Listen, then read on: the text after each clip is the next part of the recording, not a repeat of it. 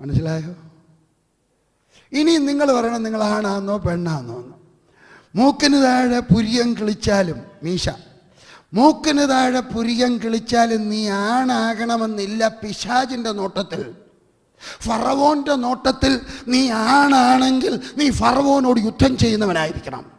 ഞാൻ പറഞ്ഞതിൻ്റെ സാരം, പിശാചിനോട് യുദ്ധം ചെയ്യുന്നവനെ മാത്രമേ പിശാചിന് നോട്ടമുള്ളൂ. അല്ലാത്തവൻ അവിടെ കിടന്നോട്ടെ, യാതൊരു കുഴപ്പമില്ല. നിങ്ങൾ 100 പേരായാലും 500 പേരായാലും ചില പ്രാർത്ഥനാ യോഗത്തിനൊക്കെ പോകുമ്പോൾ എനിക്ക് സങ്കടം വരും കേട്ടോ.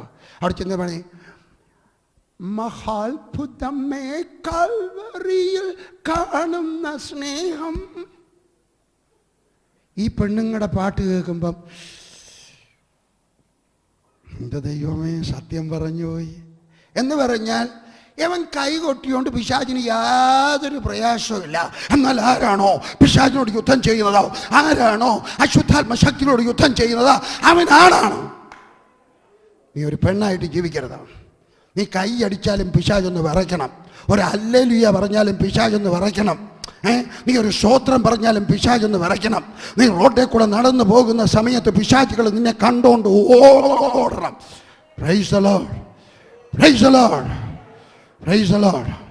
ഞാൻ ഡൽഹിയിൽ താമസിച്ചിരുന്ന സാക്ഷ്യത്തിൽ ഒരൊറ്റ അമ്പലമേ ഉള്ളൂ അന്ന്. ഇപ്പം രണ്ടെണ്ണം ഉണ്ടെന്ന് തോന്നുന്നു. ഒറ്റ അമ്പലമേ ഉള്ളൂ. 55 53 51 51 അമ്പലം. 51 52 2 പ്ലോട്ടും അമ്പലത്തിൻ്റെയാണ്. 53 വേറെ ഉണ്ട്.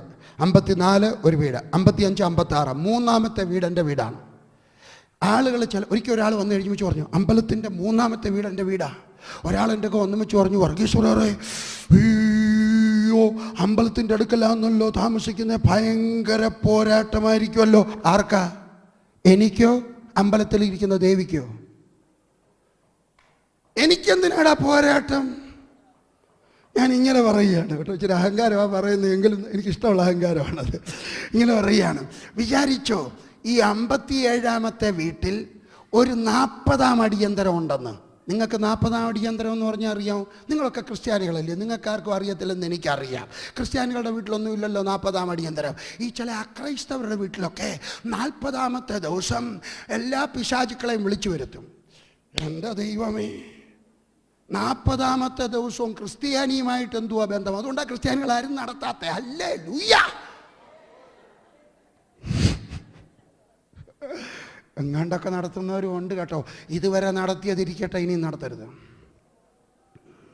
ചിലർ പറയുന്നത് യേശു ക്രിസ്തു 40ാമത്തെ ദിവസം ആ സ്വർഗത്തിലേക്ക് പോയേ, അതുകൊണ്ട് നമ്മുടെ വല്യപ്പച്ചൻ്റെ ആത്മാവ് 40 ദിവസമൊക്കെ ഇവിടെ കറങ്ങിക്കിടക്കുമെന്ന.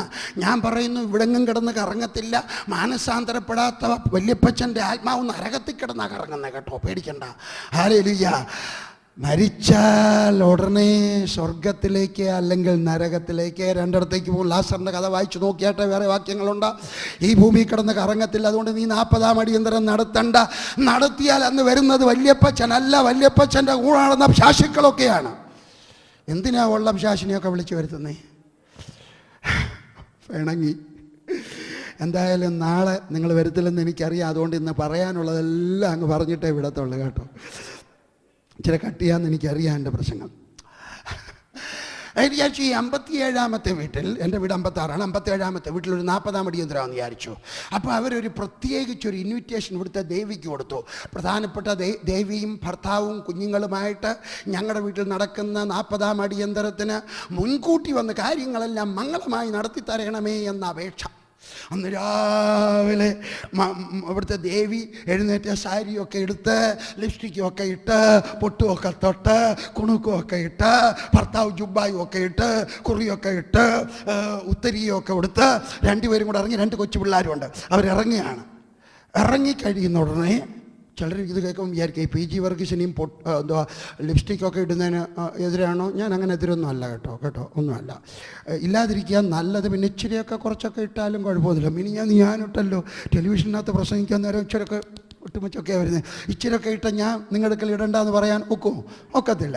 അപ്പോൾ അതുകൊണ്ടൊക്കെ ഇടാം. പക്ഷേ എല്ലാം ന്യായമായിട്ടും ചന്തമായിട്ടും ഒക്കെ ഇടണം കേട്ടോ. ഇങ്ങനെ ഒത്തിരിയൊക്കെ അങ്ങോട്ട് വരട്ടി, കണ്ണുമൊക്കെ അങ്ങോട്ട് വരട്ടി, ഇങ്ങനെ ഭൂതത്തിൻ്റെ കൂട്ട് നടക്കുന്നതിനേക്കാൾ നല്ലത് എൻ്റെ പൊന്നുമോളെ ഇച്ചിരൊക്കെ മതി. ഓക്കെ. അപ്പോൾ ഇവിടുന്ന് ദേവിയും ഭർത്താവും മക്കളും കൂടെ ഇറങ്ങി. 57-ാമത്തെ വീട്, 3-ാമത്തെ വീട് എൻ്റെ വീട്, 56 4-ാമത്തെ വീട്. ഈ അപ്പച്ചൻ പറയും, അപ്പച്ചൻ പിശാച് പറയും, നമുക്ക് അപ്പുറത്തൂടെ ചുറ്റിക്കറങ്ങിപ്പാ. പിള്ളേർ പറയും, ഇവിടുത്തെ 3-ാമത്തെ വീടല്ലേ, നമുക്ക് ഇങ്ങനെ അങ്ങോട്ട് പോയി വേണ്ട. കാരണം ഈ 3-ാമത്തെ വീട്ടിൽ ഒരു അപകടകാരിയായ മനുഷ്യൻ താമസിക്കുന്നുണ്ട്. അവൻ്റെ വാതുക്ക കൂടെ ഞാൻ പോകത്തില്ല. അവൻ പോയാൽ ഹല്ലേലൂയ സ്തോത്രമൊക്കെ പറഞ്ഞ് 10 തൊഴി തരും. ഒരു ഭൂതത്തിനും തൻ്റെ ഇടമില്ല എൻ്റെ വീട്ടിൻ്റെ വാതുക്ക കൂടെ കയറിപ്പോകാൻ. എന്താ കാര്യമെന്നറിയാമോ? PG വർഗീസ് വലിയവനായിട്ടല്ല, എൻ്റെ കൂടെ താമസിക്കുന്ന ദൈവം വലിയവനാകയാൽ. എൻ്റെ വീട്ടിൽ ഞാൻ താമസിക്കുകയല്ല, എൻ്റെ വീട്ടിൽ ദൈവം താമസിക്കുകയാണ്. ഞാൻ ദൈവത്തിൻ്റെ കൂടെ താമസിക്കുകയാണ്. എൻ്റെ വീട്ടിൻ്റെ ഉടയവൻ, എൻ്റെ വീടിൻ്റെ മാലിക്, എൻ്റെ വീടിൻ്റെ രക്ഷിതാവ്, എൻ്റെ വീടിൻ്റെ കർത്താവ്, എൻ്റെ വീടിൻ്റെ എൻ്റെ സർവസ്വവും എൻ്റെ യേശു ആകയാൽ. പിശാച് അബദ്ധവശ കയറി വന്നാൽ അവൻ വിവരം അറിഞ്ഞുകൊണ്ടേ പോകത്തുള്ളൂ. അതുകൊണ്ട് ഞാൻ പറയുന്നു, നിന്നെ കാണുമ്പോൾ പിശാച് ഭയപ്പെടണം. ഇവിടെ 2 സൂതികർമ്മികളോട് പറഞ്ഞു, നിങ്ങളുടെ വീട്ടിൽ നിങ്ങൾ പ്രസവത്തിന് പോകുന്ന പ്രസവം എടുക്കാൻ പോകുമ്പോൾ അവിടെ ആൺകുട്ടികൾ ജനിച്ചാൽ അവരെ കൊന്നേക്കണം. അതുകൊണ്ട് ഞാൻ പറയട്ടെ, നിങ്ങളൊരാണായിരിക്കണം. പിശാചിന് നിങ്ങൾ നോട്ടപ്പുള്ളിയായിരിക്കണം. നിങ്ങൾ പേടിക്കേണ്ട ആവശ്യമൊന്നുമില്ല. ദൈവം നിങ്ങളുടെ കൂടെയുണ്ട് എങ്കിൽ നിനക്ക് ദോഷം ചെയ്യാൻ ശ്രമിക്കുന്ന പിശാച് തോറ്റുപോകത്തേ ഉള്ളൂ. ഹല്ലേലൂയ. അതുകൊണ്ട് പറഞ്ഞവനെ കൊല്ലണം. പെണ്ണാകുന്നു എങ്കിൽ ജീവനോടിരിക്കട്ടെ. സൂതികർമ്മിണികളോ ദൈവത്തെ ഭയപ്പെട്ടു. എനിക്കിഷ്ടമുള്ളൊരു വാക്യം, സൂതികർമ്മിണികളോ അവർ വലിയ ഭക്തരൊന്നും അല്ല, എങ്കിലും അവർ ദൈവത്തെ ഭയപ്പെട്ടു. രാജാവ് പറഞ്ഞതനുസരിക്കാതെ ദൈവം പറഞ്ഞതനുസരിച്ചു. നിങ്ങൾക്ക് ദൈവത്തെ ഭയം വേണം. നിങ്ങളുടെ ഗവൺമെൻറ് ഉദ്യോഗസ്ഥൻ പറയുന്നതിനേക്കാൾ, ചുരുക്കി പറഞ്ഞാൽ നിങ്ങളുടെ മാതാപിതാക്കൾ പറയുന്നതിനേക്കാളും, എല്ലാ കാര്യത്തിലും അല്ല. വിചാരിച്ചു നിങ്ങളുടെ അപ്പച്ചൻ പറയാം, എടാ പോയിട്ട് ഒരു കുപ്പി വിസ്കി വാങ്ങിച്ചോണ്ട് പോവാ. അപ്പച്ചൻ്റെ ഒക്കെ പറയാം, അപ്പച്ചനോട് എനിക്ക് ബഹുമാനമുണ്ട്, പക്ഷേ അപ്പച്ചൻ ഈ പറയുന്നത് എനിക്ക് ചെയ്യാനൊക്കത്തില്ല, അപ്പച്ചൻ എന്നോട് ക്ഷമിക്കണം, ഐ കാൺ ഡു ഇറ്റ്. അപ്പച്ച പറയേണ്ട വിധത്തിൽ പറയണം. നിങ്ങളോട് ആരെല്ലാം ദൈവത്തിൻ്റെ കൽപ്പനയ്ക്കെതിരായിട്ടുള്ള ഒരു കാര്യം ചെയ്യാൻ പറഞ്ഞാൽ അത് ചെയ്യരുത്. അതുകൊണ്ട് ഈ സ്ത്രീകളോ ദൈവത്തെ ഭയപ്പെട്ടു. രാജാവിനെ ഭയപ്പെട്ടിരുന്നെങ്കിൽ അവർക്ക് പ്രയോജനം ഉണ്ടായിരുന്നേനെ. രാജാവിനെ ഭയപ്പെട്ടിരുന്നെങ്കിൽ അവർക്ക് എന്ത് പറ്റിയേനെയുമായിരുന്നു അറിയാമോ? തീർച്ചയായിട്ടും 10-50 ആൺപിള്ളേരെ കൊന്നിട്ട് രാജാവിൻ്റെ ഒക്കെ ചെന്നിട്ട് പറയാണ്, രാജാവേ തിരുമനസ്സുണ്ടായിട്ട് എനിക്ക് അങ്ങക്ക് കുറേ കാര്യങ്ങൾ പറയാനുണ്ട്. അങ്ങ് പറഞ്ഞല്ലോ ആൺപിള്ളേരെ കൊല്ലണമെന്ന്. കഴിഞ്ഞ 3 മാസമായിട്ട് ഞങ്ങൾ 376 ആൺപിള്ളേരെ കൊന്നു. എൻ്റെ ബലമായ വിശ്വാസം രാജാവ് അവർക്ക് കരമൊഴിവായിട്ട് ഭൂമി പതിച്ചു കൊടുക്കുമായിരുന്നു. എൻ്റെ ബലമായ വിശ്വാസം അവർക്ക് വീട് പണിത് കൊടുക്കുമായിരുന്നു. എൻ്റെ ബലമായ വിശ്വാസം അവർക്ക് കഠിനവേലയിൽ നിന്ന് ഒഴിവ് കൊടുക്കുമായിരുന്നു. എൻ്റെ ബലമായ വിശ്വാസം ഒരു വലിയ സംഖ്യ പറയാമെങ്കിൽ രാജാക്കന്മാർ പഴയ കാലത്ത് രാജാക്കന്മാർ ചെയ്തുകൊണ്ടിരുന്നത് അവരുടെ കഴുത്തെ കിടക്കുന്ന സ്വർണത്തിൻ്റെ സ്വർണത്തിൻ്റെ വജ്രത്തിൻ്റെ മുത്തുമാലകൾ വലിച്ചു പറിച്ച് അവർക്ക് കൊടുക്കുമായിരുന്നു. എന്തെങ്കിലുമൊക്കെ അവർക്ക് കിട്ടുമായിരുന്നു. അവർക്ക് നഷ്ടമായി. ഞാൻ ഈ പറയുന്നതിന് സാരം, നീ സത്യദൈവത്തെ ആരാധിക്കാമെങ്കിൽ നിനക്ക് ചിലതൊക്കെ നഷ്ടമാകും. ഈ സ്ത്രീകൾക്ക് 2 പേർക്കും കിട്ടാവുന്ന പലതും നഷ്ടമായി. ഞാൻ നിങ്ങളോട് പറയുന്നു, നിങ്ങൾ ദൈവത്തെ ആരാധിച്ച് ജീവിക്കാമെങ്കിൽ നിങ്ങൾക്ക് ഈ ഭൂമിയിൽ നഷ്ടമുണ്ട്. പക്ഷേ എൻ്റെ ദൈവം നിന്റെ നഷ്ടത്തെ ലാഭമാക്കി തീർക്കുന്നവനാണ്. എൻ്റെ ദൈവം നിന്റെ നഷ്ടത്തെ ലാഭമാക്കി തീർക്കുന്നവനാണ്. 21-ാമത്തെ വാക്യം ഞാൻ ഇംഗ്ലീഷിനകത്ത് വായിക്കുവാൻ ആഗ്രഹിക്കുകയാണ്. And it came to pass, because the midwife feared God, that he made them houses. മലയാളത്തിൽ സൂതികർമ്മിണികൾ ദൈവത്തെ ഭയപ്പെട്ടതുകൊണ്ട് അവൻ അവർക്ക് കുടുംബവർദ്ധനവ് നൽകി. എന്നാൽ ഇംഗ്ലീഷിനകത്ത് പറയുന്നത്, അവർ ദൈവത്തെ ഭയപ്പെട്ടതുകൊണ്ട് ദൈവം അവർക്ക് വീട് വെച്ചു കൊടുത്തു എന്ന് പറഞ്ഞാൽ അറിയാമോ? പഴയകാലത്തെ പതിച്ചുകൾ, എൻ്റെ മലയാളം യഥാർത്ഥ മലയാളം, പതിച്ചുകൾ, സൂതികർമ്മിണികൾ. പഴയകാലത്തെ സൂതികർമ്മിണികൾ നാട്ടിലെ ഏറ്റവും ദരിദ്രരായിരിക്കും, പാവപ്പെട്ടവരായിരിക്കും. ഈ പാവപ്പെട്ടവരായ വീടില്ലാത്ത സൂതികർമ്മിണികൾക്ക് ഒരു ചിന്തയുണ്ടായി കാണും, ഒരു ടെംപ്റ്റേഷൻ ഉണ്ടായി കാണും, മനസ്സിനകത്തൊരു പരീക്ഷ ഉണ്ടായി കാണും. രാജാവ് പറയുന്നത് അനുസരിക്കാമെങ്കിൽ നിനക്ക് വീടുണ്ടാകും, നിനക്ക് പുരയിടമുണ്ടാകും. പക്ഷേ അവർ ദൈവത്തെ ഭയപ്പെട്ടതുകൊണ്ട് രാജാവ് പറഞ്ഞത് അനുസരിക്കുവാൻ വിസമ്മതിച്ചപ്പോൾ എന്ത് സംഭവിച്ചെന്നറിയാമോ? അവർക്ക് നഷ്ടമായത് സ്വർഗത്തിലെ ദൈവം ഇവിടെ ലാഭമാക്കി കൊടുത്തു. സ്വർഗത്തിലെ ദൈവം അവർക്ക് വീട് വെച്ച് തന്നു. എൻ്റെ ശബ്ദം കേൾക്കുന്ന സഹോദര, നിനക്ക് ചിലപ്പോൾ ദൈവത്തെ പിൻപറ്റുന്നത് കൊണ്ട് ചില നഷ്ടങ്ങൾ ഉണ്ടായെന്ന് വരാം. പക്ഷേ വർഷങ്ങൾ കുറെ കഴിയുമ്പോൾ എൻ്റെ സഹോദരി, നിനക്ക് എന്താണോ നഷ്ടമായത് എൻ്റെ സ്വർഗത്തിലെ ദൈവം ലാഭമാക്കി തരും. നിനക്ക് വീട് നഷ്ടമായാൽ, നിനക്ക് കാർ നഷ്ടമായാൽ, നിനക്ക് കുടുംബസ്വത്ത് നഷ്ടമായാൽ, നിനക്ക് നാട്ടിലെ മാന്യത നഷ്ടമായാൽ എൻ്റെ സ്വർഗത്തിലെ ദൈവം നിനക്കത് ലാഭമാക്കി തരുമെന്ന് എന്നെ പ്രോത്സാഹിപ്പിച്ച ഒരു ചിന്തയാണ്. നിനക്കെന്തൊക്കെ നഷ്ടമായാലും എൻ്റെ സ്വർഗത്തിലെ ദൈവത്തിൻ്റെ കൂടെ നീ ചേർന്ന് നടക്കാമെങ്കിൽ എന്തൊക്കെയാണോ നിനക്ക് ദൈവത്തിന് വേണ്ടി നഷ്ടമായത് അതെല്ലാം ദൈവം എളുപ്പമൊന്നും കിട്ടിയെന്ന് വരത്തില്ല. 1 വർഷമോ 2 വർഷമോ കൊണ്ട് കിട്ടിയില്ല എന്ന് വരികയില്ല. അതിനല്ലല്ലോ നീ നടക്കുന്നത്. ദൈവത്തെ പ്രസാദിപ്പിക്കാനല്ല നീ നടക്കുന്നത്. അതുകൊണ്ട് നീ ദൈവത്തെ പ്രസാദിപ്പിച്ചുകൊണ്ട് മുമ്പോട്ട് നടക്കുക. നിൻ്റെ അനുഗ്രഹം നിൻ്റെ പിന്നാലെ വരുന്നുണ്ട്. അതൊരു ദിവസം നിന്നെ എത്തിപ്പിടിക്കുക തന്നെ ചെയ്യും. ഒരു ദിവസം നിന്നെ എത്തിപ്പിടിക്കുക തന്നെ ചെയ്യും. ഹല്ലേലൂയ.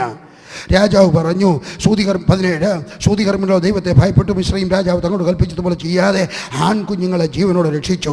അപ്പോൾ മിസ്രയീം രാജാവ് സൂതികർമ്മിണികളെ വരുത്തി, ഇതെന്തോ ഒരു പ്രവൃത്തി, നിങ്ങൾ ആൺകുഞ്ഞുങ്ങളെ ജീവനോട് രക്ഷിക്കുന്നത് എന്തോ എന്ന് ചോദിച്ചു. സൂതികർമ്മിണികൾ ഫറവോനോട്, എബ്രായ സ്ത്രീകൾ മിസ്രയീം സ്ത്രീകളെ പോലെയല്ല, അവർ നല്ല തിറവുള്ളവർ. സൂതികർമ്മിണികൾ അവരുടെ അടുക്കൽ എത്തും മുമ്പേ അവർ പ്രസവിച്ച് കഴിയുമെന്ന് പറഞ്ഞു. ഈ വാക്യം ആർക്കെങ്കിലുമൊക്കെ കുറിച്ചിടാം. 2 വാക്യം. 1, വീടില്ലാത്തവർക്ക് വീട് കിട്ടും.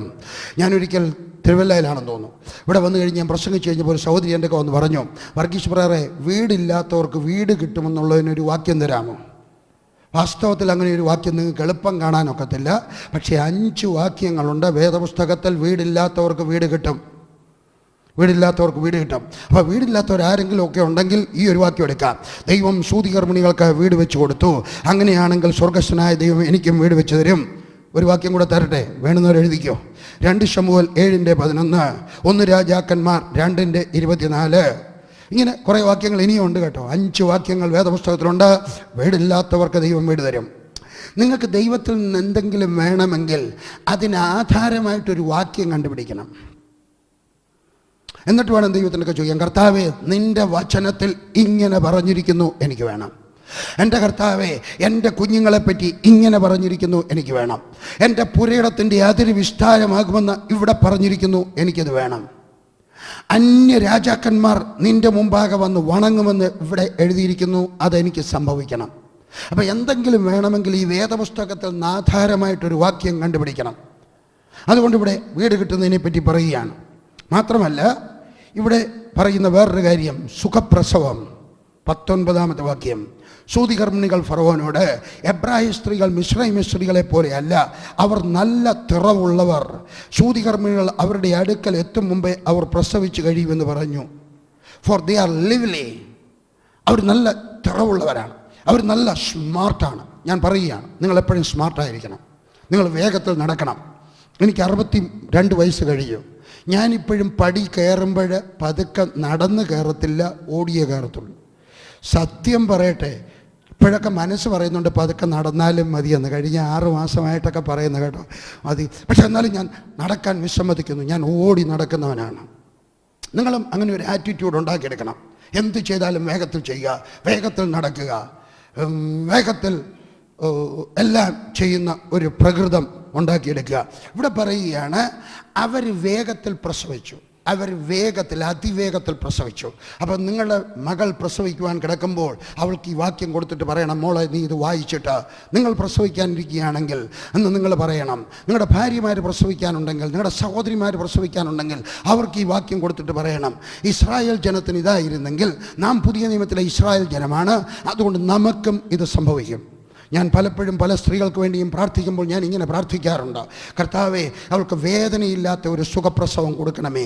ഞാൻ പറയട്ടെ, ഞാൻ പ്രാർത്ഥിച്ചിട്ടുള്ള മിക്കവാറും 75-80% പ്രാർത്ഥനയും അതുപോലെ തന്നെ വേദനയില്ലാതെ തന്നെ പ്രസവിക്കും. എന്താ കാര്യം? ഞാനത് പറഞ്ഞു. നിങ്ങൾക്കും അതുപോലെ തന്നെ പറയാം. ഒരിക്കൽ ജോൺ ഓസ്റ്റിൻ കുടുംബമായിട്ട് മദ്രാസിൽ വന്നിരുന്നു. ദിനകരൻ ആക്സിഡൻ്റായി അവിടെ ഉണ്ടായിരുന്നു. അവർ ആക്സിഡൻറ്റിന് വന്നതല്ല, രണ്ടും ഒന്നിച്ചാണ് സംഭവിച്ചത്. അവിടെ ഉണ്ടായിരിക്കുന്ന സമയത്ത് ജോൺ ഓസ്റ്റിൻ്റെ ഭാര്യ ആദ്യമായിട്ടാണ് ഞാൻ അവരെ കാണുന്നത്. അവരെൻ്റെയൊക്കെ പറഞ്ഞു, Varghese come for breakfast tomorrow morning, നാളെ രാവിലെ ബ്രേക്ക്ഫാസ്റ്റിന് വരണം. ഞാൻ പറഞ്ഞു ശരി. എന്നിട്ട് പറഞ്ഞു, വർഗീസ് നമുക്ക് ബ്രേക്ക്ഫാസ്റ്റ് ഒന്നും കഴിക്കേണ്ട, എൻ്റെ മുറിയിൽ ഒത്തിരി ഫ്രൂട്ട്സ് ആളുകൾ വെച്ചിട്ടുണ്ട്, നമുക്ക് ഫ്രൂട്ട്സ് എല്ലാം കൂടെ കഴിക്കാം. ഞാൻ പറഞ്ഞു നല്ല കാര്യം, ഞാനങ്ങ് വരാം. ഞാനവിടെ ചെന്ന് കഴിഞ്ഞപ്പോൾ അവർ കസേരയിൽ ഇങ്ങനെ ഇരിക്കുക, കൈയും പൊക്കി പിടിച്ചോണ്ട് ഇങ്ങനെ ഇരിക്കുക, കൈ പൊക്കി പിടിച്ചോണ്ട്. ഞാൻ ചോദിച്ചു എന്താ പറ്റി? പറഞ്ഞു ഞാൻ നിനക്ക് തരാനായിട്ട് കൈതച്ചക്ക ചെത്തുമായിരുന്നു, ചെത്തിക്കൊണ്ടിരിക്കുമ്പോഴാണ് കത്തി അങ്ങ് കയറിപ്പോയി, വിരലിനകത്തൂടെ അങ്ങ് പോയി, ഒരു 5-6 കുത്തിക്കെട്ടെങ്കിലും വേണം, അതുകൊണ്ട് എനിക്കിപ്പം അനങ്ങാൻ വയ്യ, ഇങ്ങനെ ഇരിക്കുക. ജോണോസിനൊക്കെ പറഞ്ഞു, Varghese pray for your mummy. ഞാൻ അദ്ദേഹത്തെ അപ്പച്ച എന്ന് വിളിക്കുന്നു, പപ്പ എന്ന് വിളിക്കുന്നു. അവനൊക്കെ പറഞ്ഞു പ്രേ ഫോർ യുവർ മമ്മി. ഞാൻ പറഞ്ഞു ഞാൻ പ്രാർത്ഥിക്കാം. ഞാൻ ഒരു നല്ല കാര്യം പറയട്ടെ, കേരളത്തിലുള്ളവരല്ലാതെ വേറെ ആരും വേറൊരു മനുഷ്യനെ അപ്പച്ച എന്ന് വിളിക്കത്തില്ല. കേരളത്തിലുള്ളവർക്കൊരു നല്ല ഗുണമുണ്ട്, വഴിയേ പോകുന്ന മനുഷ്യനെയും അപ്പച്ചന്.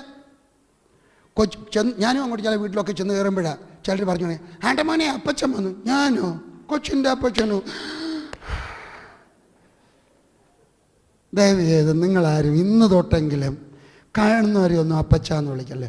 വടക്കേ ഇന്ത്യയിൽ സാഹിബ്മാർ ആരും അപ്പച്ചൻ്റെ ജ്യേഷ്ഠനെ പോലും അപ്പച്ച എന്ന് വിളിക്കത്തില്ല, അപ്പച്ചൻ്റെ അപ്പച്ചനെ പോലും അപ്പച്ച എന്ന് വിളിക്കത്തില്ല. അപ്പച്ച എന്നുള്ളൊരു വാക്ക് കൊച്ചിന് ജന്മം കൊടുത്ത മനുഷ്യന് മാത്രമുള്ളതാണ്. അതൊരു നല്ല കാര്യമാണെന്ന് വിചാരിക്കുക. എന്നാൽ അമ്മയ്ക്കറി മമ്മി എന്ന് വിളിക്കാം. നമ്മുടെ മലയാളികളൊക്കെ വടക്കേ ഇന്ത്യയിലൊക്കെ ചെല്ലുമ്പോൾ ആളുകളെയൊക്കെ വിളിക്കും പിതാജി ബാത് സുനിയെ. ആളുകൾ നോക്കും, പിതാജിയോ? ഞാനോ? നിൻ്റെയോ? നീ കേരളക്കാരനോ? ഞാൻ അവിടെ വന്നിട്ടില്ലല്ലോ. അപ്പം നല്ല കാര്യമാണ്. സ്വന്തം കുഞ്ഞിൻ്റെ അപ്പനെ മാത്രം അപ്പച്ച എന്ന് വിളിക്കുകയും ബാക്കിയുള്ളവരെയൊക്കെ വല്യപ്പച്ചാന്നോ മൂത്തപ്പച്ചാന്നോ അപ്പാപ്പച്ചാന്നോ എന്നൊക്കെ വിളിപ്പിക്കുന്നതൊക്കെ ഒരു നല്ല കാര്യം. ഒരാളിനെ മാത്രം അപ്പച്ച എന്ന് വിളിക്കുക. അപ്പോൾ ജോണസിൻ്റെ മകനെ പപ്പ എന്ന് വിളിക്കും. പപ്പ വേറൊരർത്ഥത്തിലാണ്. പറഞ്ഞു പപ്പ എന്ന് വിളിക്കും. അപ്പോൾ അദ്ദേഹത്തിൻ്റെ ഭാര്യയെ മമ്മി എന്ന് വിളിക്കും. അപ്പോൾ എൻ്റെ പറഞ്ഞു നിൻ്റെ മമ്മിക്ക് വേണ്ടി ഒന്ന് പ്രാർത്ഥിച്ചാട്ടെ. ഞാൻ ആ സ്ത്രീയുടെ കൈ ഇങ്ങനെ അങ്ങോട്ട് പിടിച്ചിട്ട് കൈ പൊത്തി പിടിച്ചുകൊണ്ട് ഞാൻ പ്രാർത്ഥിച്ചു, യേശുവിൻ്റെ നാമത്തിൽ ഈ കൈയുടെ വേദന മാറട്ടെ, യേശുവിൻ്റെ നാമത്തിൽ കൈയുടെ മുറിവ് മാറട്ടെ, യേശുവിൻ്റെ നാമത്തിൽ ഇത് സുഖമായി കഴിയുമ്പോൾ ഒരു മുറിവിൻ്റെ പാടുപോലും കാണരുത്, യേശുവിൻ്റെ നാമത്തിൽ. ഞാൻ പ്രാർത്ഥിച്ചുകൊണ്ടിരിക്കുമ്പോൾ അവർ ചിരിക്കുന്നത് എനിക്ക് ഫീൽ ചെയ്യുമായിരുന്നു.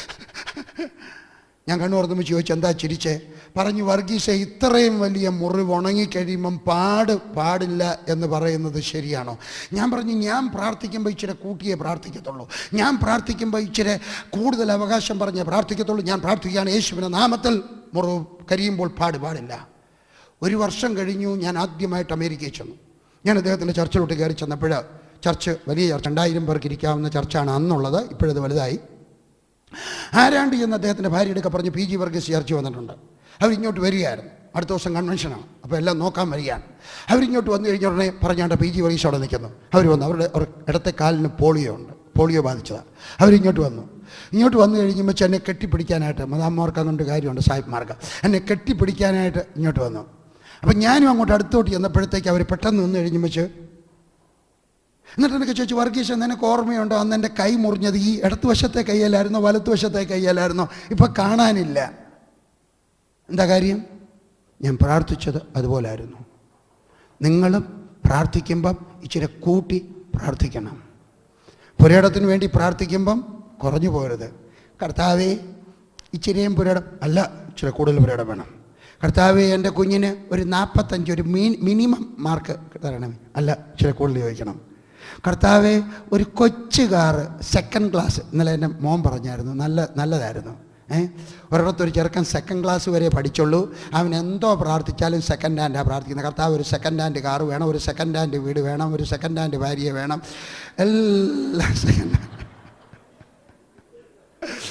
അവന് കിട്ടുന്നതെല്ലാം 2nd ഹാൻഡാ. ദൈവത്തിൻ്റെ ഫസ്റ്റ് ഹാൻഡ് ഇല്ലാഞ്ഞിട്ടല്ല അവൻ ചോദിക്കുന്നതാണ്. ഞാൻ ഈ പഠിപ്പിക്കുന്ന തത്വം നിങ്ങൾ മനസ്സിലാക്കിയാട്ടെ. ഒരിക്കൽ ഞാൻ എറണാകുളത്ത് പ്രസംഗിക്കാൻ കയറിയപ്പോഴാണ് ഒരാൾ എൻ്റെ കൗന്ന് വെച്ച് പറഞ്ഞു, വർഗീസിൻ്റെ പ്രോസ്പെറിറ്റി ഗോസ്പൽ നല്ലതല്ല. ഞാൻ പ്രോസ്പെറിറ്റി ഗോസ്പൽ അല്ല പ്രസംഗിക്കുന്നത്, ഞാൻ അനുഗ്രഹത്തിൻ്റെ സന്ദേശമാണ് പ്രസംഗിക്കുന്നത്. ഞാൻ പ്രസംഗിക്കുന്നത് അനുഗ്രഹത്തിൻ്റെതാണ്, ഇത് വേദപുസ്തകം. അന്ന് എൻ്റെ പറഞ്ഞു, വർഗീസേ നീ പ്രോസ്പെറിറ്റി ഗോസ്പൽ പ്രസംഗിക്കുന്നു, അതുകൊണ്ട് ഒത്തിരി പേര് നിരാശരാകുന്നു, കാരണം ചിലർ പ്രാർത്ഥിച്ചിട്ടൊന്നും സംഭവിക്കുന്നില്ല. ഞാനും വിചാരിച്ചു ശരിയാണ്, പ്രോസ്പെറിറ്റി ഗോസ്പലിന്, ബ്ലെസ്സിങ് ഗോസ്പലിന് അങ്ങനെ ഒരു തകരാറുണ്ട്.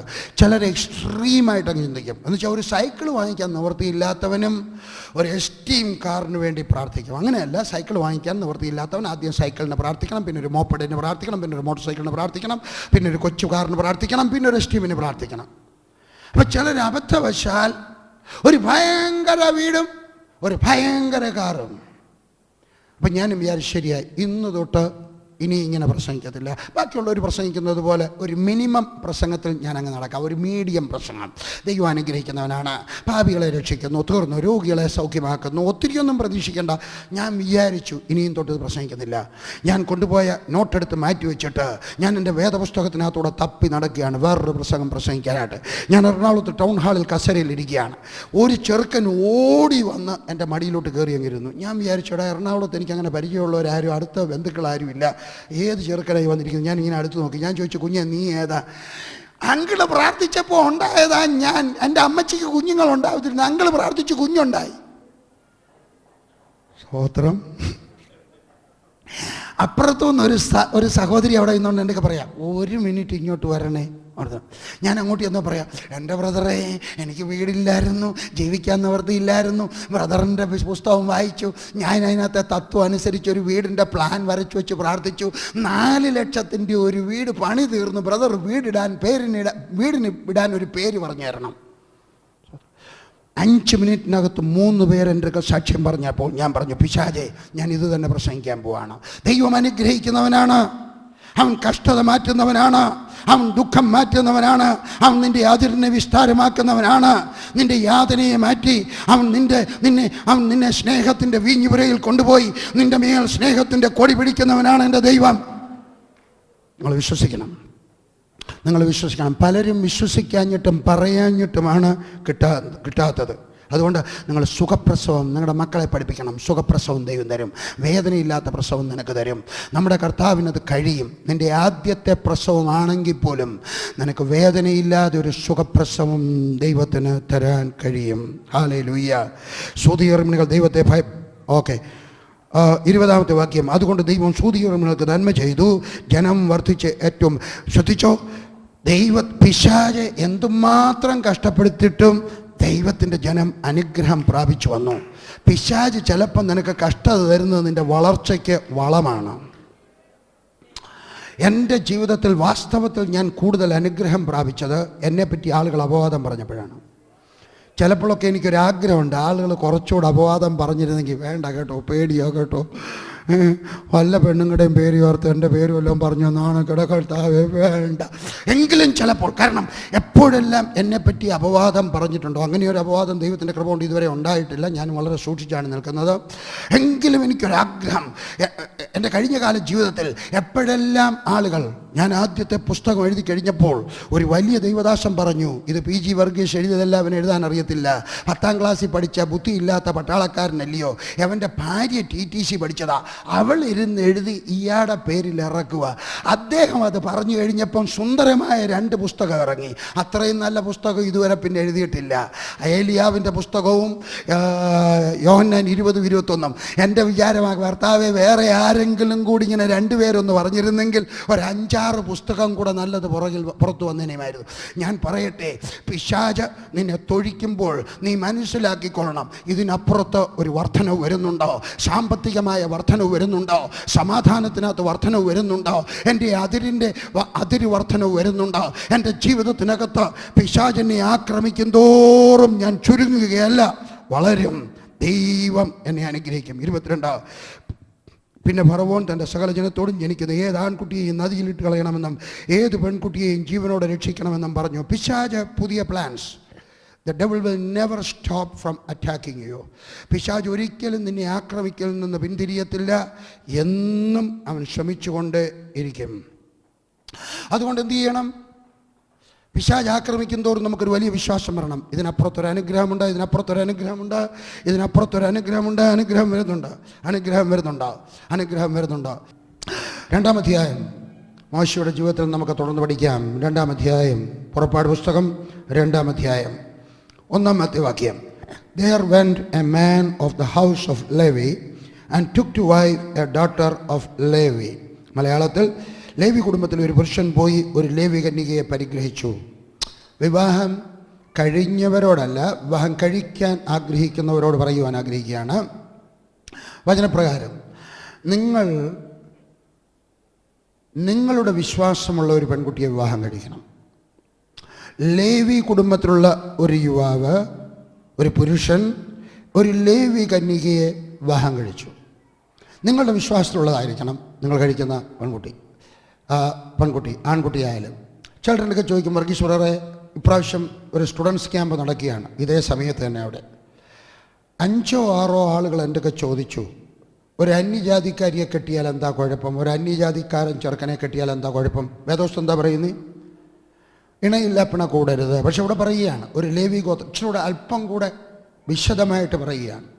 ഞാൻ പറയുന്നത് ശ്രദ്ധിച്ചു കേട്ടാട്ട്. നിങ്ങളൊരു പെന്തിക്കോസ്തുകാരനാണെങ്കിൽ നിങ്ങൾ കല്യാണം കഴിക്കുന്ന പെണ്ണും ഒരു പെന്തിക്കോസ്തുകാരി ആയിരിക്കുന്നത് അവരുടെ സമാധാനത്തിന് നല്ലത്. ഇനിയും പറയുന്നത് കേട്ടാട്ട്. നിങ്ങളൊരു ബ്രദറുകാരനാണെങ്കിൽ നിങ്ങളൊരു ബ്രദറുകാരി പെൺകുട്ടിയെ വിവാഹം കഴിക്കുന്നത് നിങ്ങളുടെ കുടുംബ സമാധാനത്തിന് നല്ലത്. ഒരു ബ്രദറുകാരനും പെന്തിക്കോസ്തുകാരിയും കൂടെ കല്യാണം കഴിച്ചാൽ എന്തോ പോലെ ഇരിക്കുമെന്നറിയാം. പട്ടിയും പൂച്ചയും കൂടെ ഒന്നിച്ച് കൂട്ടിക്കെട്ടിയിട്ട പോലെ ഇരിക്കും.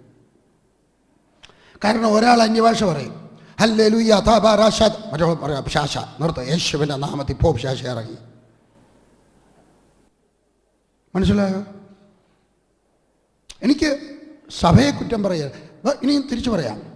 നിങ്ങളൊരു യാക്കോബക്കാരനാണെങ്കിൽ, മാനസാന്തരപ്പെട്ട ഒരു യാക്കോബക്കാരൻ്റെ കാര്യമാണ്. നിങ്ങൾ മാനസാന്തരപ്പെട്ട ഒരു യാക്കോബക്കാരനാണെങ്കിൽ നിങ്ങൾ വാസ്തവത്തിൽ മാനസാന്തരപ്പെട്ട ഒരു യാക്കോബക്കാരിയെ കെട്ടുന്ന നിങ്ങളുടെ കുടുംബ സമാധാനത്തിന് നല്ലത്. വിചാരിച്ചോ ഒരു മർത്തോമക്കാരിയെ കെട്ടിയെങ്കിലും വിചാരിച്ചോ. മാനസാന്തരപ്പെട്ട യാക്കോബക്കാരനും മാനസാന്തരപ്പെട്ട ഒരു മർത്തോമക്കാരിയും രണ്ടുപേരും കൂടെ കല്യാണം കഴിഞ്ഞു. ആദ്യ ദിവസം പ്രാർത്ഥിക്കാണ്ടിരിക്കുക. അദ്ദേഹം പ്രാർത്ഥന ദൈവമേ ശുദ്ധവാനാവുന്നു, ബലവാനെ ശുദ്ധവാനാവുന്നു, ആകാശത്തുള്ള ഭാവ. അത് കഴിയുമ്പോൾ അയാൾ പ്രാർത്ഥന നന്മ അറിഞ്ഞു പറയും, എവള് മിണ്ടുവോ? മിണ്ടത്തിൽ ഒളിഞ്ഞോട് തരും. ശരിയാണെന്നോ ഞാൻ പറഞ്ഞു? ഏത് ശരി ഏത് തെറ്റ് അത് പിന്നൊരു ക്ലാസ്സിൽ പറയാം. പക്ഷെ ഞാൻ പറയാനുള്ളത്, നിങ്ങൾ ഏതൊരു വിശ്വാസക്കാരനാണോ അതിൽ നിന്ന് മാറി വ്യത്യസ്തമായ ഒരു കുടുംബത്തിൽ നിങ്ങൾ ഒരു വിശ്വാസത്തിൽ നിങ്ങൾ വിവാഹം കഴിച്ചാൽ നിങ്ങളുടെ കുടുംബത്തിലെ കല്ലുകടി കൂടും. അത് പാടില്ല. അപ്പനും അമ്മയും ശ്രദ്ധിച്ചാട്ടെ. നിങ്ങളുടെ മക്കൾക്ക് വേണ്ടി നിങ്ങൾ കല്യാണം ആലോചിക്കുമ്പോൾ അവരുടെ വിശ്വാസത്തിലുള്ള ഒരു കൊച്ചിനെ തന്നെ കല്യാണം കഴിച്ചു കൊടുക്കണം. ചിലർ വാശി പിടിക്കും, സാരമില്ലടി. ഇടയ്ക്കൊരു കൊച്ചിൻ്റെ ഒക്കെ അമ്മ പറയാ, സാരമില്ലടി, അവനായാലും കുഴപ്പമില്ല, ഇച്ചിരൊക്കെ കള്ളു കുടിക്കും, അതിനെന്താ, നീ അങ്ങ് മാനസാന്തരപ്പെടുത്തണം. അവൻ മാനസാന്തരപ്പെട്ടില്ലെങ്കിലോ പിന്നെ ഇവളെ എന്നും ചാണക്കി വെക്കുമായിരിക്കും. കുറച്ച് ദിവസം കഴിയുമ്പോൾ പി ജി പറയുന്ന പ്രാർത്ഥന, ബ്രദറെ എൻ്റെ മോളെ കെട്ടിവൻ പന്നന, ബ്രദർ ഒന്ന് പ്രാർത്ഥിര്. മനസ്സില്ല. ഞാൻ നേരത്തെ പറഞ്ഞ എന്താ കേൾക്കാഞ്ഞേ? ചേട്ടൻ്റെയൊക്കെ പറയുന്ന ബ്രദർ ഒന്ന് ഉപവാസിച്ച് പ്രാർത്ഥിക്കണം. ആകെ ഒരു വർഷത്തിൽ 365 ദിവസമേ ഉള്ളൂ. എനിക്ക് 3000 പ്രെയർ പാർട്ട്നേഴ്സുണ്ട്. ഈ 3000 പേർക്ക് വേണ്ടി ഉപവാസ പ്രാർത്ഥന എടുത്താൽ പിന്നെ ഞാൻ എന്നാ വല്ലോ ഒന്ന് കഴിക്കുന്നേ? ഇത്രയും വലിയ പണിഷ്മെൻ്റ് വരല്ലേ? ഇത്രയും വലിയ പണിഷ്മെൻ്റ്. ശ്രദ്ധിച്ചു വെക്കുക.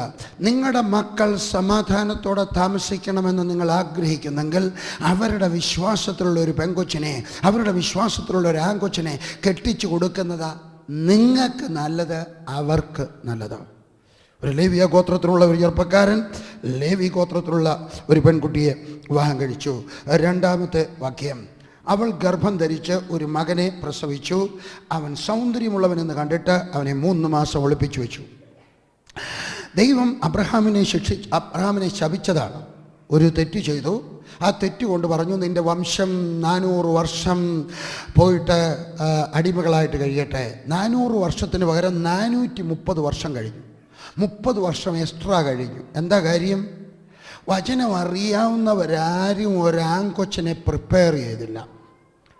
എന്നാൽ ഇവിടെ എൻ്റെ ബലമായ വിശ്വാസം, വേദപുസ്തകത്തിനകത്ത് എഴുതിയിട്ടില്ല, മോശയുടെ അമ്മയും അപ്പനും, അവരുടെ പേര് 6-ാം അധ്യായത്തിൻ്റെ 20-21 വാക്യങ്ങളിലുണ്ട്. അതവിടെ കിടക്കട്ടെ. അവർ അപ്പനും അമ്മയും വേദപുസ്തകം പഠിച്ചു വന്നപ്പോൾ അവർക്കൊരു കാര്യം മനസ്സിലായി. ദൈവം ഒരു വാക്ക് പറഞ്ഞിട്ടുണ്ട്, 400 വർഷമെന്ന് പറഞ്ഞു, കാലസമ്പൂർണതയായി. അങ്ങനെയാണെങ്കിൽ ഒരു കുഞ്ഞിനെ നാം ദൈവത്തിന് വേണ്ടി സമർപ്പിച്ച് വളർത്തിയാൽ അവൻ വിടുതലിനൊരു മുഖാന്തരമായി തീരും. നിങ്ങളൊരു കുഞ്ഞിന് ജന്മം കൊടുക്കുന്ന സമയത്ത് തന്നെ പ്രാർത്ഥിക്കണം. സഹോദരിമാരുടെയൊക്കെ പ്രാർത്ഥിക്കണം, കർത്താവേ, ഇത് നിൻ്റെ വേലക്കാരനായിരിക്കണമേ, ഇതെൻ്റെ കുടുംബത്തിന് അഭിമാനമായിരിക്കണമേ, ഇതെൻ്റെ കുഞ്ഞ് ഒരു അനുഗ്രഹമായിരിക്കണമേ. നിങ്ങൾ പ്രാർത്ഥിക്കുന്ന പ്രാർത്ഥനയ്ക്ക് വിലയുണ്ട്. എൻ്റെ ഭാര്യ ഗർഭിണിയായി എന്ന് എന്നോട് പറയുന്ന ആ ദിവസം മുതൽ എല്ലാ ദിവസവും, ചിലപ്പോഴെങ്ങാനും മറന്നുപോയെന്ന് വരാം, അല്ലെങ്കിൽ എല്ലാ ദിവസവും ലില്ലിയുടെ തലയിൽ വയറിൽ കൈവച്ച് ഞാൻ ആ കുഞ്ഞിന് വേണ്ടി പ്രാർത്ഥിക്കുമായിരുന്നു. അതുകൊണ്ട് എന്ത് പറ്റിയെന്നറിയാം, എൻ്റെ കുഞ്ഞുങ്ങളാരും പിഴയായില്ല. അതുകൊണ്ട് നിങ്ങൾ കൈവച്ച് പ്രാർത്ഥിക്കണം, കുഞ്ഞിന് വേണ്ടി പ്രാർത്ഥിക്കണം. കർത്താവേ, ഇത് അനുഗ്രഹമുള്ള എൻ്റെ ബലമായ വിശ്വാസം, മോശയുടെ അമ്മയും അപ്പനും വചനം അറിയാവുന്നതുകൊണ്ട് കാലസമ്പൂർണതയായി എന്ന് മനസ്സിലായപ്പോൾ ഒരു കുഞ്ഞിന് വേണ്ടി പ്രാർത്ഥിച്ചു.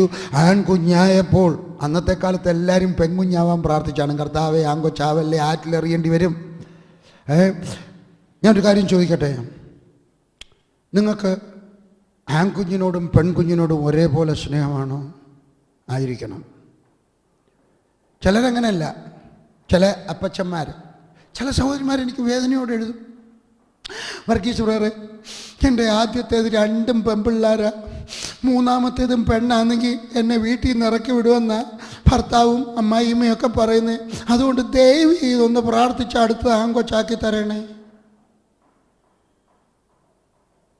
ഞാനൊരു ചോദ്യം ചോദിക്കട്ടെ, നിൻ്റെ ഭാര്യ പ്രസവിക്കുന്നത് ആണാണെന്നെങ്കിലോ ആണാണെന്നോ പെണ്ണാണെന്നോ നിശ്ചയിക്കേണ്ടത് നിൻ്റെ ഭാര്യയാണോ അതോ നീയാണോ? ഡോക്ടർമാരാരെങ്കിലും ഉണ്ടോ അവിടെ? ഡോക്ടർമാർ ആരെങ്കിലും? ഡോക്ടർമാർ ആരുമില്ല. പകൽ സമയമാണല്ലോ, എല്ലാവരും ആശുപത്രിയിലാണെന്ന് എനിക്കറിയാം. ഡോക്ടറൊക്കെ പോയി ചോദിച്ചാട്ടെ. എങ്കിലും പഠിത്തമുള്ളവരുണ്ടല്ലോ ഇവിടെ, നിങ്ങൾക്കെല്ലാം അറിയാം. ഒരു കുഞ്ഞ് ആണാണെന്നോ പെണ്ണാണെന്നോ എന്ന് നിശ്ചയിക്കുന്നത് അമ്മയുടെ ഗർഭപാത്രമല്ല, അമ്മയുടെ രക്തമല്ല, അമ്മയുടെ അണ്ടമല്ല. ഒരു കുഞ്ഞാണാന്നോ പെണ്ണാന്നോ എന്ന് നിശ്ചയിക്കുന്നത് അപ്പൻ്റെ ബീജമാണ്. എന്ന് പറഞ്ഞാൽ സഹോദര, നിന്റെ കുഞ്ഞുങ്ങളെല്ലാം പെണ്ണായാലും അതിന് ഭാര്യയല്ല വഴക്ക് പറയേണ്ടത്, ഭാര്യയല്ല അടിക്കേണ്ടത്, ഭാര്യയല്ല ശപിക്കേണ്ടത്. വേണമെങ്കിൽ സ്വയം അടിച്ചേക്കണം. ഷാരിമാർ കേട്ടെ, ഇനിയും വല്ലതും അയാൾ പറയുവാണെങ്കിൽ ഈ CD എടുത്തു വെച്ചങ്ങ് കേൾപ്പിച്ചേക്കണം. അടിക്കണ്ട. ഈ CD അമ്മായിമ്മയായാലും കേൾപ്പിക്കണം. അമ്മ ചൂടിരിക്കും, ഇത് കേൾക്കട്ടെ, 2 പ്രാവശ്യം കേൾക്കുക. അമ്മയ്ക്ക് ഇതിനകത്ത് യാതൊരു ഭാഗവുമില്ല. അപ്പോഴാണ് ചോദിക്കുന്നത്. എനിക്ക് ചിലപ്പോൾ സങ്കടം തോന്നും. ഞാൻ പറയട്ടെ, എനിക്ക് ആൺപിള്ളേരെയും പെൺപിള്ളേരെയും ഒരുപോലെ ഇഷ്ടമാണ്. ഇന്ന് വരെ എൻ്റെ അപ്പച്ചനും ഇല്ലായിരുന്നു, എനിക്കുമില്ല. ഞാൻ പറയട്ടെ, ദൈവം എനിക്ക് 5 മക്കളെയും പെൺമക്കളായിട്ട് തന്നിരുന്നെങ്കിലും ഞാൻ ഒരുപോലെ തന്നെ സന്തോഷിക്കുമായിരുന്നു. നിങ്ങളും മനസ്സിലാക്കണം, ദൈവം തരുന്നത് ആണായാലും പെണ്ണായാലും ദൈവം തന്നതാണോ? സ്തോത്രം. ഡൽഹിയിൽ ഒരു പാസ്റ്റർ, ഞാനും ഇച്ചിരി പാസ്റ്ററാണ്, ഒരു സഭയുടെ പാസ്റ്ററല്ല, എങ്കിലും ഒരു സംഘടനയുടെ പാസ്റ്ററാണ്. പാസ്റ്ററൊന്നും എനിക്കിഷ്ടമല്ല, എന്നെ ദൈവീയതാരും അങ്ങനെ വിളിക്കരുത്, ബ്രദർ എന്ന് വിളിച്ചാൽ മതി, ഉപദേശി എന്ന് വിളിച്ചാൽ മതി. എനിക്ക് ഏറ്റവും ഇഷ്ടം വർഗീസ് ഉപദേശി എന്ന് വിളിക്കുന്നതാണ്. നിങ്ങൾക്ക് ഇഷ്ടമുള്ളത് വിളിക്കാം, പക്ഷേ പാസ്റ്റർ എന്ന് വിളിക്കാതിരിക്കുന്നതാണ് എനിക്കേറെ ഇഷ്ടം. എൻ്റെ ഡൽഹിയിൽ ഒരു പാസ്റ്റർ കല്യാണം കഴിച്ചു. ആദ്യത്തെ കൊച്ച് പെണ്ണ്. പാസ്റ്റർ അങ്ങ് ക്ഷമിച്ചു, ഒരബദ്ധം ആർക്കും വരാമല്ലോ. 2ാമത്തേതും പെണ്ണ്. നിങ്ങളൊന്ന് ആലോചിച്ച് നോക്കിയോ, സഹിക്കൂ? ഭാര്യ വരട്ടി നോക്കി, പേടിപ്പിച്ച് നോക്കി, അടുത്തത് നീ പെണ്ണാണുമായിട്ട് വന്നില്ലെങ്കിൽ നിന്നെ കൊന്നുകൊള്ളാൻ കൂടി. 3ാമത്തേതും പെണ്ണ്. എങ്ങനെ സഹിക്കും? നിങ്ങളൊന്ന് ആലോചിക്കും. അതുകൊണ്ട് അയാൾ കുറേ അടിയിടിയും ഒക്കെ കൊണ്ടങ്ങ് നിർത്തി. അധികമൊന്നും ചെയ്തില്ല, കുറച്ച് അടിയും കുറച്ച് ഇടിയും കുറച്ച് ശവവും ഒക്കെ കഴിഞ്ഞു. 4ാമത്തേതും പ്രസവിച്ചപ്പോൾ പെണ്ണ്. സഹിക്കുമോ? ഇല്ല. ഇനിയും ഞാൻ പറയാൻ പോകുന്നത് ദുഃഖത്തോടെ, വേദനയോടെ, ലജ്ജയോടെ, ഒരാണായി പിറന്നതിൽ ലജ്ജിച്ചുകൊണ്ട് ഞാൻ പറയുകയാണ്. ആ മനുഷ്യനങ്ങോട്ട് ചെന്നിട്ട് ഗ്യാസ് സ്റ്റൗവിൻ്റെ തീ അങ്ങോട്ട് കൂട്ടി തീപ്പെട്ടിക്കോലരച്ചു. ഭാര്യയുടെ തലമുടിക്ക് പിടിച്ച് വലിച്ചുകൊണ്ട് വന്നിട്ട് ആ സ്റ്റൗവിൻ്റെ പുറത്ത് വെച്ച് ചുട്ടുകൊന്നു. ജയിലിൽ കിടക്കുക. ഇപ്പോഴും ഡൽഹിയിൽ ജയിലിൽ കിടക്കുക. എന്താ കാര്യം? അവൾ എന്തോ തെറ്റ് ചെയ്തു. പ്രസവിച്ചതെല്ലാം പെണ്ണായിപ്പോയി. നിങ്ങളുടെ വീട്ടിൽ നിങ്ങളുടെ ഭാര്യ, നിങ്ങളുടെ മരുമകൾ ഒന്നല്ല പ്രസവിക്കുന്നതെല്ലാം പെണ്ണായാലും ആ കുഞ്ഞിനെ എടുത്ത് ദൈവമേ നീ തന്ന കുഞ്ഞിനായിട്ട് സ്തോത്രമെന്ന് പറഞ്ഞാൽ നീ മിടുക്കിയ, നീ മിടുക്കനാ. ഫിലിപ്പോസിന് 4 പെമ്മക്കളുണ്ടായിരുന്നു. 4 പേരും പ്രവാചകരായത് ആ അപ്പച്ചൻ അവരെ എൻകറേജ് ചെയ്ത് വളർത്തിയത് കൊണ്ടാണ്, ശപിച്ചത് കൊണ്ടല്ല, എൻകറേജ് ചെയ്ത് വളർത്തിയത് കൊണ്ടാണ്. ഹല്ലേലൂയ. അവർ ഗർഭം ധരിച്ചൊരു മകനെ പ്രസവം സൗന്ദര്യമുള്ളവെന്ന് കണ്ടിട്ട് അവനെ 3 മാസം ഒളിച്ചു വെച്ചു. പിന്നെ ഒളിച്ചു വെപ്പാൻ കഴിയാതെ ആയപ്പോൾ അവൾ ഒരു ഞാങ്ങണപ്പെട്ടകം വാങ്ങി അതിന് പശയും കീലും തേച്ച് പൈതലിനെ അതിൽ കിടത്തി നദിയുടെ അരികിൽ ഞാങ്ങണയുടെ ഇടയിൽ വെച്ചു. കുറച്ച് 3 മാസം കഴിഞ്ഞപ്പോൾ ഒളിച്ചു വെക്കാനത്തില്ല. എന്താ കാര്യം? 3 മാസം വരെ ഒരാങ്കൊച്ചനെ ഒളിച്ചു വെക്കാം. 3 മാസം കഴിഞ്ഞാൽ പിന്നെ ഒളിച്ചു വെക്കാൻ വലിയ പ്രയാസമാണ്. എന്താണെന്നറിയാം? ഈ ആൺപിള്ളേരും പെൺപിള്ളേരും തമ്മിൽ ഒരു വ്യത്യാസം മുമ്പേ പറഞ്ഞു, രണ്ടാമതൊരു വ്യത്യാസം കൂടെ ഉണ്ട്. എന്താണെന്നറിയാം? ഈ ആൺപിള്ളേർക്കൊക്കെ വിശക്കുമ്പം വലിയ വായിലെയാ നിലവിളിക്കുന്നേ, അയ്യോ വിശക്കുന്നേ വല്ലതും തായോ. പെൺപിള്ളേരാണെങ്കിൽ വിശക്കുന്നു.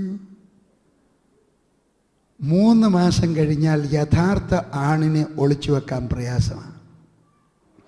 നീ ഒരു വിശ്വാസിയാണെങ്കിൽ കുറച്ച് നാളൊക്കെ ഒളിച്ചു വെക്കാം, അത് കഴിയുമ്പോൾ നിന്നെ ഒളിച്ചു വെക്കാൻ പ്രയാസമാണ്. 10 പേരറിയും, അയലത്തുകാരറിയും, വീട്ടുകാരറിയും, ഭർത്താവ് അറിയും, ഭാര്യ അറിയും. ഒരിടത്തൊരു ഓഫീസിൽ ഒരു സെൻഡ് ഓഫ് പാർട്ടി നടക്കും. ഒരാൾ എഴുന്നേറ്റ് നിന്നിട്ട് അയാൾ സെൻഡ് ഓഫ് പാർട്ടി കൊടുക്കുമ്പോൾ അയാൾ എഴുന്നേറ്റ് പറഞ്ഞു, കഴിഞ്ഞ 21 വർഷമായിട്ട് ഞാനിവിടെ ജോലി ചെയ്യുന്നു, ദൈവത്തിൻ്റെ കൃപയാൽ എനിക്കൊരു കുഴപ്പവും ഉണ്ടായില്ല. അപ്പോഴാണ് വേറൊരാൾക്ക് മനസ്സിലായത് ഇയാളൊരു വിശ്വാസിയാന്ന്. ഇയാളടുത്ത് നമ്മൾ ചോദിച്ചു, അയ്യോ നിങ്ങൾ വിശ്വാസിയാന്നോ? ആന്നോ? അയ്യോ ഞാനും ഒരു വിശ്വാസിയാണ്, നിങ്ങളിങ്ങനെ ഒരു വിശ്വാസി ഇവിടെ ഉണ്ടെന്ന് ഞാൻ അറിഞ്ഞേ ഇല്ല. മനസ്സിലായോ? 2 പേരും വിശ്വാസിയാണ്, 2 പേർക്കും അറിയത്തില്ല ഇവർ പരസ്പരം വിശ്വാസിയാണെന്ന്. ഞാൻ ഒരു ചോദ്യം ചോദിക്കാൻ പോവാ. നിൻ്റെ വീട്ടുകാർക്കറിയാമോ നീ ഒരു വിശ്വാസിയാണെന്ന്? നിൻ്റെ വീട്ടുകാർക്കറിയാമോ നീ മാനസാന്തരപ്പെട്ടതാണെന്ന്? ഞാൻ ചോദിക്കുകയാണ്, നിൻ്റെ നാട്ടുകാർക്കറിയാമോ നീ മാനസാന്തരപ്പെട്ടതാണെന്ന്? ഞാൻ ചോദിക്കുകയാണ്, നിൻ്റെ കൂട്ടുകാർക്കറിയാമോ നീ രക്ഷിക്കപ്പെട്ടതാണെന്ന്? അല്ലെങ്കിൽ അറിയാൻ, അല്ലെങ്കിൽ എന്തോ കുഴപ്പമുണ്ട് മോനെ. നീ ഒരു യഥാർത്ഥ വിശ്വാസിയാണെങ്കിൽ എല്ലാവർക്കും അറിയണം. ഞാൻ രക്ഷിക്കപ്പെട്ടതിൻ്റെ അന്ന് വീട്ടിൽ ചെന്നെൻ്റെ ഭാര്യയുടെയൊക്കെ പറഞ്ഞു, എൻ്റെ അയൽക്കാരൻ്റെയൊക്കെ പറഞ്ഞു. മണിമലക്കാരനൊരു കുഞ്ഞിരാമനാണ് അടുത്ത വീട്ടിൽ. അവരെല്ലാം ഉറക്കമായി ഞാൻ വീട്ടിൽ ചെന്നപ്പോൾ ലില്ലി എനിക്ക് ചാപ്പാടുണ്ടാക്കിക്കൊണ്ടിരിക്കുക. ഞാൻ പറഞ്ഞു ചാപ്പാടുണ്ടാക്കി, ഞാൻ കുഞ്ഞിരാമൻ്റെയൊക്കെ ഒന്ന് വർത്താനം പറയട്ടെ. ലില്ലി പറഞ്ഞു കുഞ്ഞിരാമൻ ഉറക്കമായി. ഞാൻ പറഞ്ഞു ഞാനെന്താ ഒന്ന് വിളിച്ചു കളയാം. ഞാൻ ചെന്ന് കുഞ്ഞിരാമനെ വിളിച്ചു. കഥവിന് പോട്ടെ. കുഞ്ഞിരാമൻ ചോദിച്ചു ആരാ അത്? ഞാൻ പറഞ്ഞത് PG വർഗീസ. എന്താ സാറേ കാര്യം? ഞാൻ പറഞ്ഞു കഥ ഉറക്കുക, കാര്യം പറയാനുണ്ട്. സാറേ ഞാൻ നല്ല ഉറക്കമാണ്, അപ്പോൾ കൊച്ചുങ്ങളും ഉറക്കമാണ്, അത്യാവശ്യമാണ്. ഞാൻ പറഞ്ഞു അത്യാവശ്യം, ഞാൻ ഇയാളൊക്കെ സീനിയറാണ്, അപ്പോൾ എനിക്ക് ഇച്ചിരി അവകാശമുണ്ട് പറയാം. ഞാൻ പറഞ്ഞു കഥ ഉറക്ക്. ഇയാൾ കഥ തുറന്നു. ഭാര്യയും പിള്ളേരും 2 പേരും കൂടെ 2 കട്ടിൽ അടുപ്പിച്ചിട്ട് കിടന്നുറങ്ങുക. ഞാൻ അങ്ങോട്ട് ചെന്നിരുന്ന് അടുത്തിരുന്നുകൊണ്ട് യേശുവിനെ പറ്റി പറഞ്ഞു. അടുത്ത വർഷം ഓഫീസിൽ പോയി പറഞ്ഞു, ഞാൻ പറഞ്ഞത് ഞാൻ ചെയ്യുന്നതെല്ലാം നിങ്ങൾ ചെയ്യണമെന്നല്ല, പക്ഷേ നീ ഒരു വിശ്വാസിയാണെങ്കിൽ, നീ മാനസാന്തരപ്പെട്ട ദൈവവൈതലാണെങ്കിൽ നീ അറിയണം, നിൻ്റെ ഭാര്യ അറിയണം, നിൻ്റെ അപ്പൻ അറിയണം, നിൻ്റെ അമ്മ അറിയണം, നിൻ്റെ വീട്ടുകാരറിയണം, നിൻ്റെ കാട്ടുകാർ, നിൻ്റെ വീട്ടിലെ പൂച്ചയെ അറിയണം. Price the Lord. സകലരും അറിയണം നീ ഒരു വിശ്വാസിയാണ്. ഒരു കഥ പറയട്ടെ, നിങ്ങൾ കേട്ട് കാണും. ഇതൊരു പഴയ കഥയാണ്, വടക്കേ ഇന്ത്യയിലെ കഥയാണ്. ഒരിടത്തൊരു പള്ളിയിൽ ഒരു ചെറുക്കൻ രക്ഷിക്കപ്പെട്ടു. ആരാണ്ടൊരു നല്ല ഉപദേശിയുടെ മീറ്റിങ്ങിന് പോയി രക്ഷിക്കപ്പെട്ടു വെച്ച് തിരിച്ചു വന്നു കഴിഞ്ഞ് വെച്ച് പള്ളിയിലെ അച്ഛൻ്റെ ഒക്കെ പറഞ്ഞു. അച്ഛൻ പാസ്റ്റർ എന്തോ വേണേലും നിങ്ങൾ വിചാരിച്ചോ കേട്ടോ, എല്ലാം ഒന്ന് തന്നെ പറഞ്ഞു. അച്ചോ ഹല്ലേലൂയ, യേശു ക്രിസ്തുവിൻ്റെ രക്തത്താൽ ഞാൻ കഴുകൽ പ്രാപിച്ചു. അച്ഛൻ പറഞ്ഞു നോക്കിയാൽ അതിനെന്തിനും ഇത്രയും നീ ശബ്ദമൊന്നും ഉണ്ടാക്കണ്ട, പതുക്കെ പറ, വല്ലവരും കേട്ട പതുക്കെ പറ. പറഞ്ഞു അച്ഛോ ഭയങ്കര സന്തോഷം, ഇന്നലത്തെ മീറ്റിംഗ് താഴെ പൊളിയായിരുന്നു, എന്തുവായിരുന്നു അറിയാം, ഹല്ലേലൂയ. അച്ഛൻ വിചാരിച്ചു ഇത് കുറച്ച് ദിവസം കഴിയുമ്പോൾ അങ്ങ് പോകുമെന്ന്. അടുത്ത ഞായറാഴ്ച പ്രസംഗിക്കാൻ തുടങ്ങിക്കഴിഞ്ഞ് അച്ഛൻ എവിടെല്ലാം പ്രസംഗിക്കാൻ തുടങ്ങുമോ യേശു ക്രിസ്തുവിൻ്റെ രക്തം എന്ന് പറയുമ്പോഴത്തേക്കും ഉറക്കെ ഹല്ലേലൂയ വിളിയാ. അതിനടുത്ത ആഴ്ച തിരുമേനി വരും. അച്ഛനാകെ വിഷമിച്ചു. തിരുമേനി പ്രസംഗിച്ചുകൊണ്ടിരിക്കുമ്പോഴെങ്ങനെ വേണം ഒരു ഹല്ലേലൂയ പറഞ്ഞു പോയാൽ ഈ അച്ഛനെ എടുത്ത് ഇടുക്കിയിലെങ്ങാണ് വെറി. അതുകൊണ്ട് ഈ ചെറുക്കനെ വിളിച്ചിട്ട് പറഞ്ഞു, എടാ കുഞ്ഞെ നീ ഒരു ഉപകാരം ചെയ്യണം, തിരുമേനി വന്നിട്ട് പോകുന്നത് വരെ നീ ഹല്ലേലൂയ പറയരുത്. എന്നിട്ട് അവനെ നോക്കിയിട്ട് പറഞ്ഞു, നോക്കിയാൽ നിൻ്റെ ഷൂസൊക്കെ കീറി, നിനക്ക് ഞാനൊരു പുതിയ ഷൂസ് വാങ്ങിച്ചു തരാം, ഒരൊറ്റ കണ്ടീഷൻ, തിരുമേനി പോകുന്നവരെ ഹല്ലേലൂയ പറയരുത്. അവന് ഷൂസ് അത്യാവശ്യമായിട്ട് പറഞ്ഞ് ആട്ടച്ചോ എന്ന് പറഞ്ഞു. അവനവിടെ ചെന്നിരിക്കുക. തിരുമേനി മുമ്പിലിരുന്ന് പ്രസംഗിക്കാൻ തുടങ്ങി. അച്ഛൻ വലിയ മിടുക്കനാണ്. അച്ഛൻ പതുക്കെ ഷൂസിട്ട് കാലെടുത്തിട്ട് അവിടെയൊക്കെ ഈ മദ്ദളമുണ്ട്, മദ്ദളത്തേലടിക്കുന്നത്, മദ്ദളത്തിൻ്റെ പുറത്തോട്ട് ഇങ്ങനെ കാല് വെച്ചിട്ട് ഷൂസ് കാണിക്കുക. അവന് ഷൂസ് അവൻ കണ്ടോ പറഞ്ഞു, തല കുലിക്കും, മിണ്ടത്തില്ല അവിടെ ഇരിക്കുക. അപ്പം തിരുമേനി ഇങ്ങനെ പ്രശ്നം, ആകയാൽ ദൈവമക്കളെ, നമ്മെ രക്ഷിക്കുവാനായിട്ട് സ്വർഗസ്ഥനായ ദൈവത്തിൻ്റെ ഏകജാതനായ പുത്രൻ ഭൂമിയിലേക്ക് അവതരിച്ചു. ഈ ചെറുക്കൻ ഒരു വിളിയാൽ അപ്പോഴാ അച്ഛൻ അവിടെ ഇരുന്നുണ്ട്. അല്ലേ അത്രേ വന്നുള്ളൂ വെളിയിൽ. അപ്പോഴത്തേക്ക് ഷൂസ് കണ്ടുകൊണ്ട് അവനങ്ങ് നിർത്തി. തിരുമേനി പറഞ്ഞു, മാത്രമല്ല നമ്മുടെ രക്ഷകനായ യേശു ക്രിസ്തു നമുക്ക് വേണ്ടി കുരിശിൽ, ചെറുക്കൻ ഒരു വിളിയുടെ അച്ഛൻ ഷൂസനക്ക് ചെറുക്കൻ മിണ്ടിയില്ല. ഇച്ചിരി കഴിഞ്ഞപ്പോൾ തിരുമേനി പറഞ്ഞു, നമ്മുടെ കർത്താവായ യേശു ക്രിസ്തു നമുക്ക് വേണ്ടി അവൻ്റെ അവസാനത്തെ തുള്ളി ചോര വരെ ഒലുക്കി അല്ല.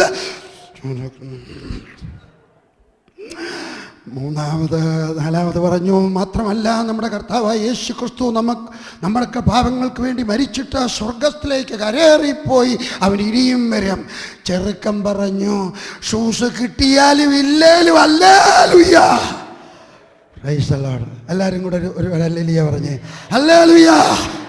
ഷൂസ് കിട്ടിയാലും ഇല്ലേലും ഹല്ലേലൂയ. Praise the lord. ശവക്കോട്ടെ കുഴിച്ചിട്ടാലും ഇല്ലേലും ഹല്ലേലൂയ. Praise the lord. ചിലരെൻ്റെയൊക്കെ വന്ന് ചോദിക്കും കേട്ടോ, പണങ്ങല്ലേ, വീഡിയോ കാണുന്നവർ പണങ്ങല്ലേ, തങ്കക്കോടമേ പണങ്ങല്ലേ, അറിയാതെ പറഞ്ഞു പോവാ കേട്ടോ. നിങ്ങളെ ഉദ്ദേശിച്ചല്ലേ, അവരെ ഉദ്ദേശിച്ച് പറയാ. ചിലരെൻ്റെ കൊന്ന് ചോദിക്കും, വർഗീസ് ബ്രദർ പറയുന്നതൊക്കെ ശരിയാണ് കേട്ടോ, നിങ്ങൾ പറയുന്ന പോലൊക്കെ ജീവിച്ചാൽ കൊള്ളാവുന്നുണ്ട്, പക്ഷേ ഞങ്ങളെ ചത്താൽ എവിടെ കുഴിച്ചിടും? എൻ്റെ പൊന്നുമോനെ, നീ എൻ്റെ പ്രസംഗം കേൾക്കുന്നത് ചാവാനോ ജീവിക്കാനോ? എടാ നീ ഒന്ന് ചത്തുതാ, കുഴിച്ചിടുന്ന കാര്യം ഞാൻ ഏറ്റു.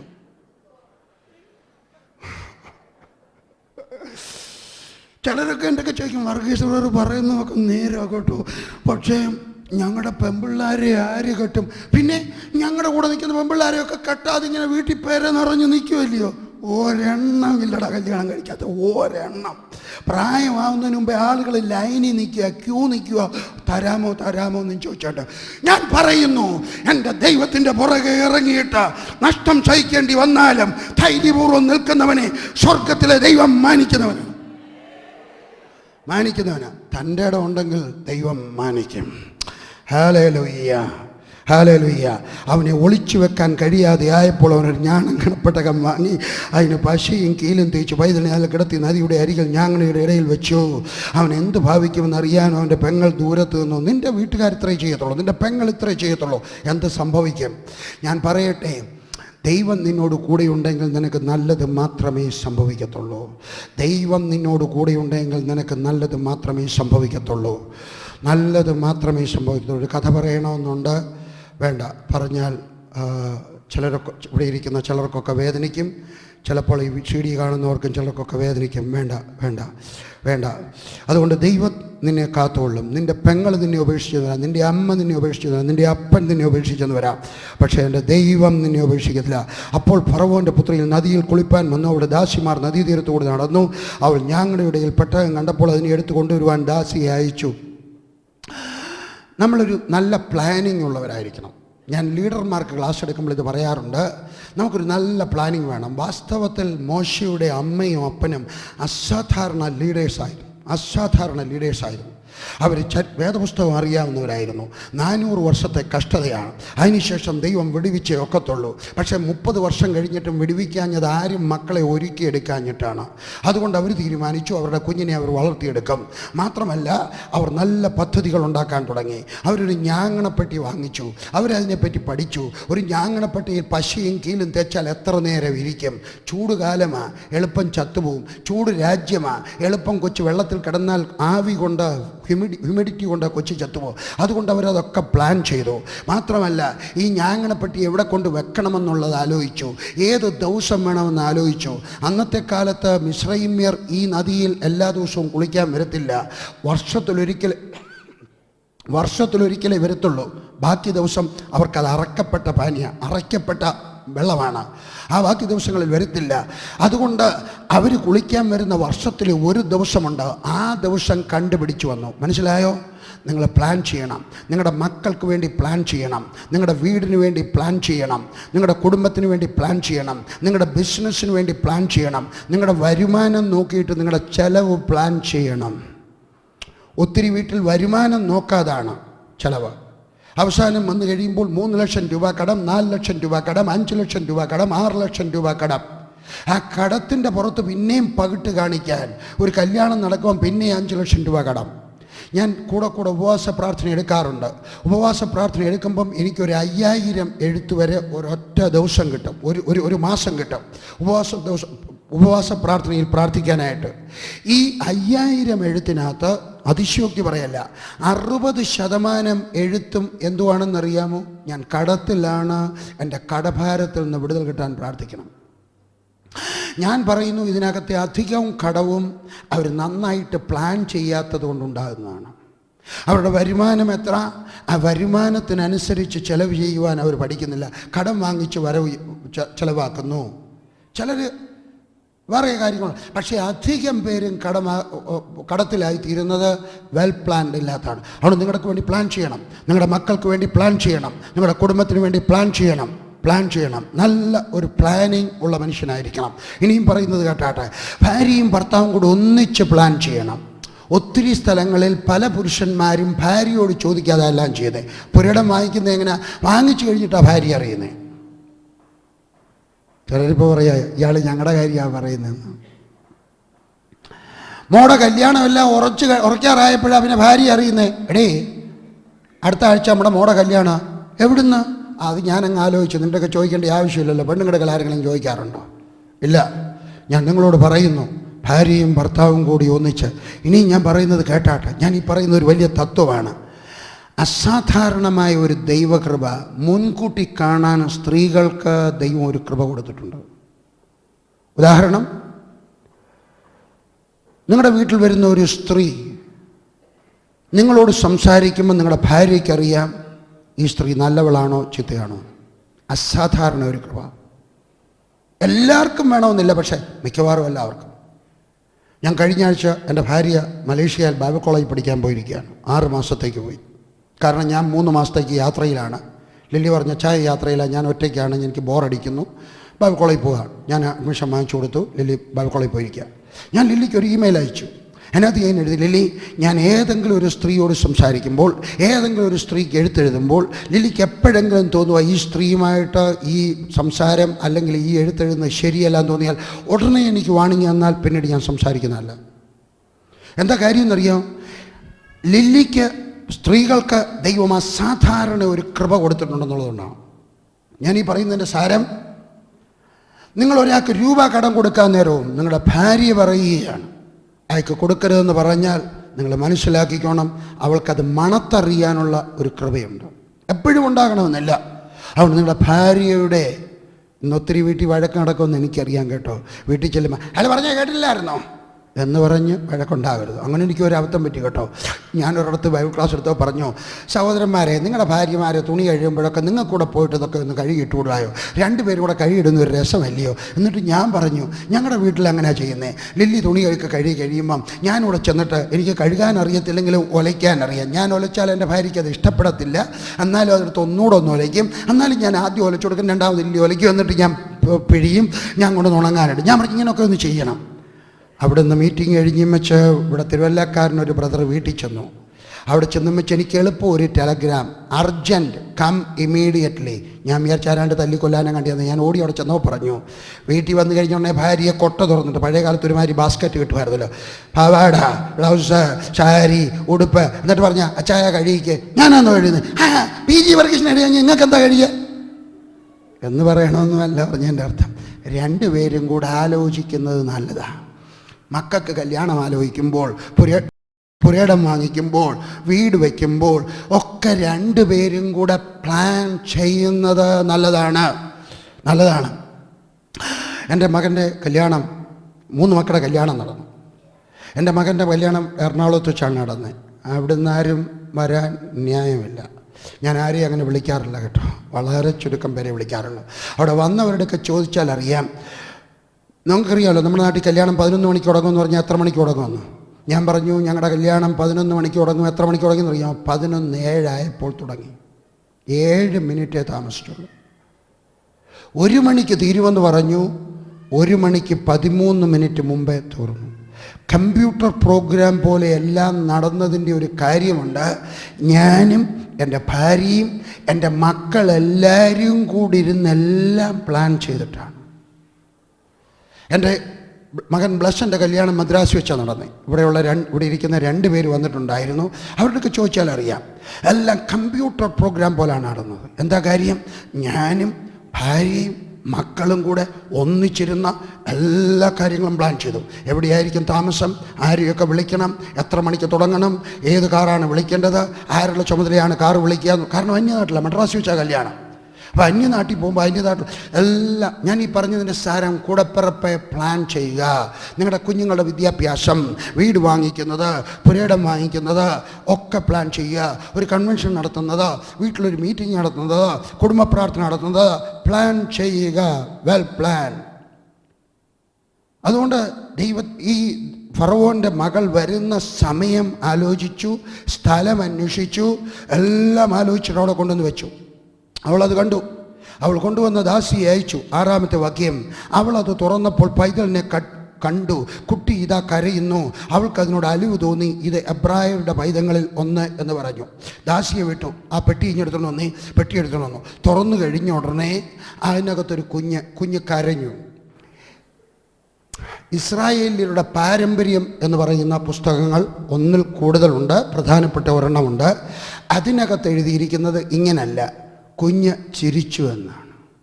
ഇവിടെ വേദപുസ്തകം ഏതാ ശരി? രണ്ടും ശരിയാണ്. ഇവിടെ പറയുന്നത് കുഞ്ഞ് കരഞ്ഞു. അവിടെ പറയുന്നത് എബ്രായരുടെ പാരമ്പര്യത്തിൽ പറയുന്നത് മോശ കുഞ്ഞ് ചിരിച്ചു. എന്നിട്ടിങ്ങനെ കരഞ്ഞ്, എന്നിട്ട് അതിന് താഴെ വിശദീകരണം കൊടുക്കുകയാണ്. കുഞ്ഞ് ചിരിച്ചുടനെ ഒരു ദൈവദൂതൻ ഓടി വന്ന് കുഞ്ഞിനൊരു നുള്ളു കൊടുത്തു. അന്നേരം കുഞ്ഞ് കരഞ്ഞു. എന്തിനാ ദൈവദൂതൻ നുള്ളിയെന്നറിയാം? എനിക്കറിയാം. അതിന് വിശദീകരണം അവിടെ കൊടുത്തിട്ടുണ്ട്. കാരണം ദൈവത്തിനറിയാമായിരുന്നു ഈ കുഞ്ഞിനെ കണ്ടപ്പോഴേ രാജകുമാരിക്കറിയാം ഇത് എബ്രായ ബാലനാണ്. എൻ്റെ അപ്പച്ചൻ, ഈ രാജകുമാരിയുടെ അപ്പച്ചൻ ഇങ്ങനെയുള്ള കുഞ്ഞുങ്ങളെ കണ്ടാൽ, ആൺകുഞ്ഞുങ്ങളെ കണ്ടാൽ മുഴുവനെയും തട്ടിയേക്കണമെന്ന് ഓർഡറാ. അപ്പോൾ അങ്ങനെ കൊല്ലാനുള്ള ഒരു കുഞ്ഞാ. രാജകുമാരി എന്തോ പറയുന്നറിയോ? കണ്ടില്ലയോ അഹങ്കാരം കൊണ്ട് ചിരിക്കുന്ന അടിമയുടെ കൊച്ച്, കൊന്നേര്, ആറ്റിലോട്ട് എറിഞ്ഞേര്. അപ്പച്ചൻ പറഞ്ഞതുപോലെ ആ കൊച്ചിനെ കണ്ടപ്പോൾ അറിയാം. കൊച്ചിൻ്റെ കൂടെ കുറച്ച് വസ്ത്രമൊക്കെ വെക്കുമല്ലോ, എന്തെങ്കിലും ഉടുപ്പൊക്കെ വെക്കുമല്ലോ, എന്തെങ്കിലും കുറച്ച് തുണികളൊക്കെ വെച്ച് കൊടുക്കുമല്ലോ. അതൊക്കെ കാണുമ്പോഴറിയാം ഇത് അടിമകളുടേതാണ്.